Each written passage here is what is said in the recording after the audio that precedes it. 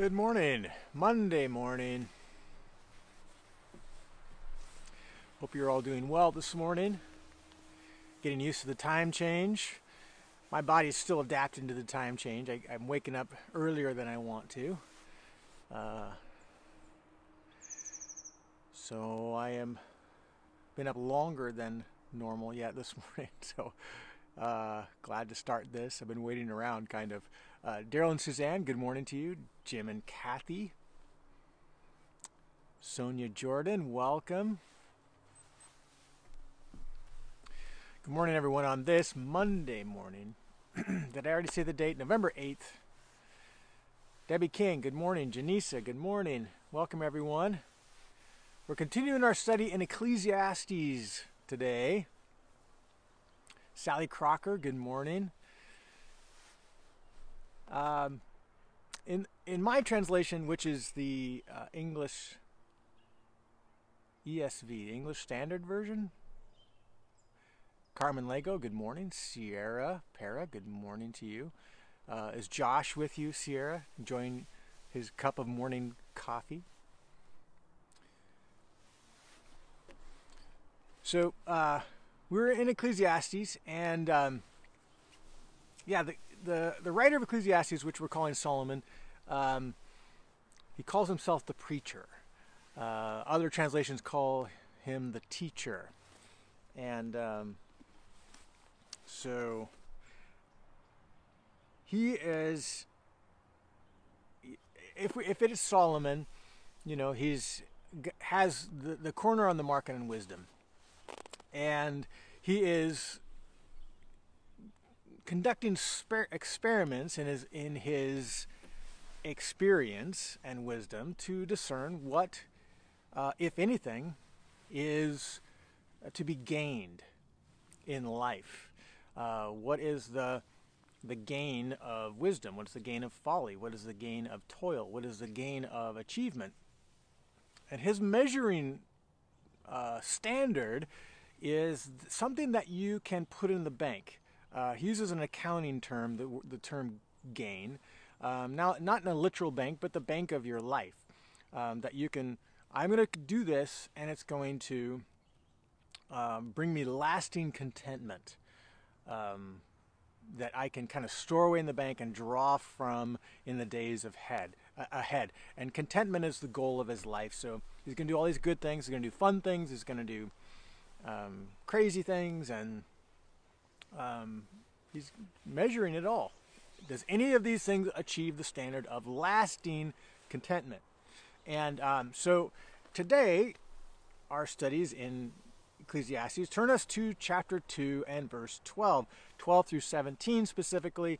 And in my Bible, there's a little title for the section, which isn't in the original text. It's the interpreter's help. For us to find things in the Bible easier, I guess. And it's entitled The Vanity of Living Wisely. And I've retitled it The Limit of Wisdom for the sake of today's devotion. So I'm going to read it for you. It says, "So I turned to consider wisdom and madness and folly." So before he was considering pleasure and achievement and folly. Now he's wisdom and madness and folly. "For what can the man do who comes after the king?" So he is the king. He's thinking about someone who follows him and what's that going to be like. And he's going to continue this theme tomorrow as well. It says, only what has already been done. What's the guy going to do that follows me? Only what I've already done. You can't improve on it. That kind of sounds egotistical, but he's the wisest king ever, right? So, like, how can you follow that? He says, "Then I saw there is more gain in wisdom than in folly. There is more gain in light than in darkness." So, true, wisdom is better than foolishness. But he's saying even wisdom has its limits. He'll go into this. "The wise person has his eyes in his head, but the fool walks in darkness. Yet," here's his qualifier, "yet I perceived the same event happens to all of them, whether you're wise or foolish. Then I said in my heart, what happens to the fool is going to happen to me too." Why then have I been so very wise? So what is the ultimate payoff for pursuing an extreme level of wisdom? If the same thing happens to the fool that happens to me. What is that same thing? Well, he goes on. Why then have I been so very wise? I said in my heart, this is also vanity. It doesn't, vanity, remember, in the Hebrew word is, it's something that's just out of your grasp. It's a vain, you can't put your hand on it. It's chasing after the wind. For the wise, as of the fool, there is no enduring remembrance. That's the first thing that both the wise person and the fool share. After they're gone, they're quickly forgotten. Nobody remembers them. There's no enduring remembrance, seeing that in the days to come, all will have been long forgotten. No matter what I accomplish, no matter how wise I am, tomorrow he's gonna say how little control I have after whoever comes after me as king. He can be an idiot. I have no control over that, and that frustrates him, the king. But today he's saying, why be so exceedingly wise? If I'm just going to die, and in time people are going to forget me. He says, how the wise dies just like the fool. So I hated life. That's his conclusion. Hate is he doesn't really mean hate. The writers of the Old Testament often use this word as a literary device called hyperbole. He's just emphasizing his point. I hated life because what is done under the sun was grievous to me. All is vanity and striving after the wind. So he's not just a cynical old guy who's, grumpy. He is examining his life with wisdom, and he's examining the reality that my life has limits in many ways. And maybe the goal of being extremely wise might bring him contentment. What he's finding is actually it's bringing him grief because he has no control, of what happens after him. He's going to be forgotten. He can't cheat death, as wise as he is, and the same fate is going to happen to him that it happens to the fool. I'm going to die, and people are ultimately going to forget that I ever lived. And I think about that. I think about, all of our lives. That is true. Whether we fit, none of us really fit in the same category as Solomon as far as wisdom, but all of us are doing our best to live our life well, skillfully, to make an impact in some way.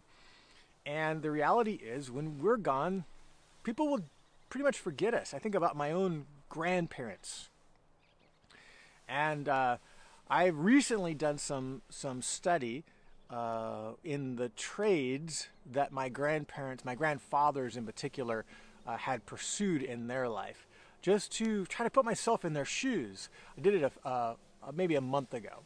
I was thinking about my grandfathers in particular.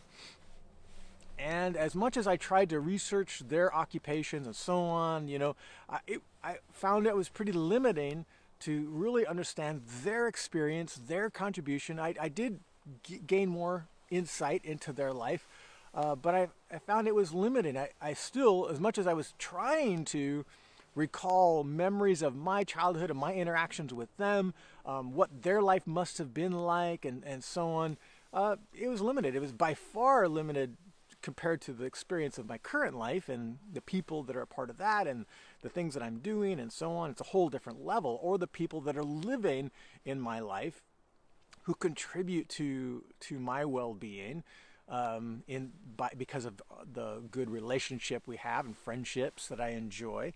Those who have gone and preceded me in death have very little lasting impact in my life, if I could say that with all due respect.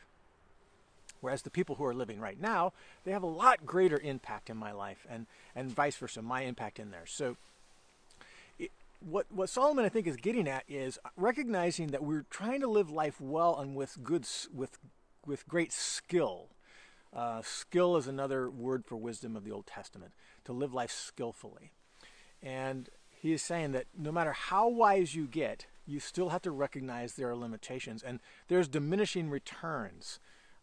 to most things, and he's applying it to wisdom as well. Living wisely is better than living foolishly. He says, yeah, just like having eyes in your head is better than being blind. Having light is better than darkness. Sure, wisdom is much better. Living skillfully is much better than banging your head against a wall like a fool. However, extreme wisdom, or a very high level of wisdom, didn't really buy him much more than the person who just lives a wise life. And he's acknowledging that limitation. And so this morning, as I tried to apply this to my life, I don't put myself in the extreme wise category, but I started to think about how this concept, though, applies to things I do that are a source of grief to me a little bit. And that is, and I've said this before, I joke that I'm a recovering perfectionist.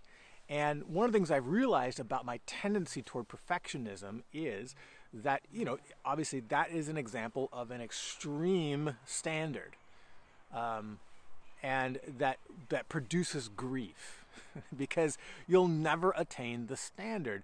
And if that is what you're putting out there before you, this unreasonable goal of perfection in some given task, you're always going to be found wanting. You're always going to be vexed, to use the experience vexation. That's what the teacher of Ecclesiastes likes to say.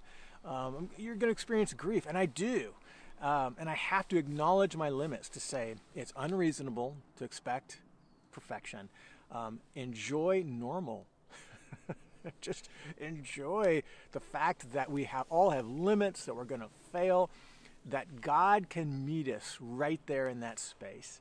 And he is perfectly content, it would appear, to use people, normal people, every day with all of our flaws, all of our limitations, to bring about his will in the world.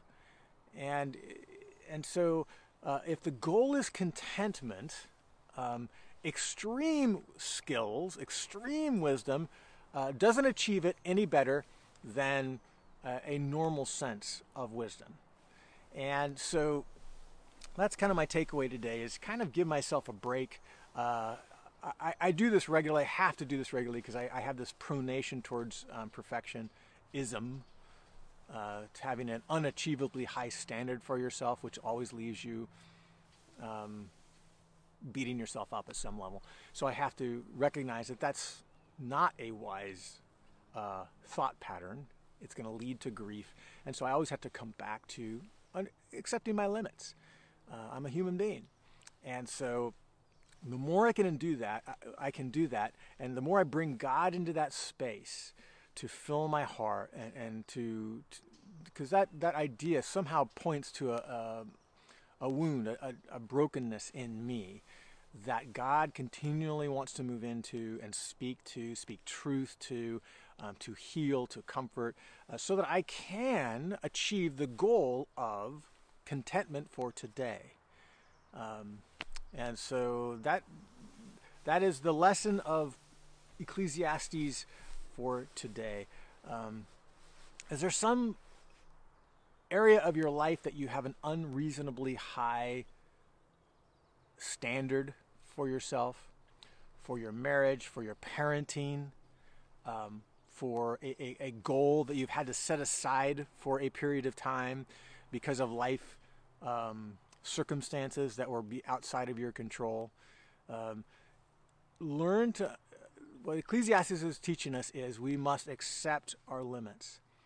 And in God's time, he will bring about perhaps the fulfillment of those goals, or bring about success in an area that might have been frustrating. But for now, he has introduced a limit to us. And to the degree that we can trust him and enjoy that for what it is, and not have an unreasonably high expectation, and align our expectations to reality, then we can find contentment, and that is a gift from God. So enjoy today for what it is, and we'll see you again tomorrow morning.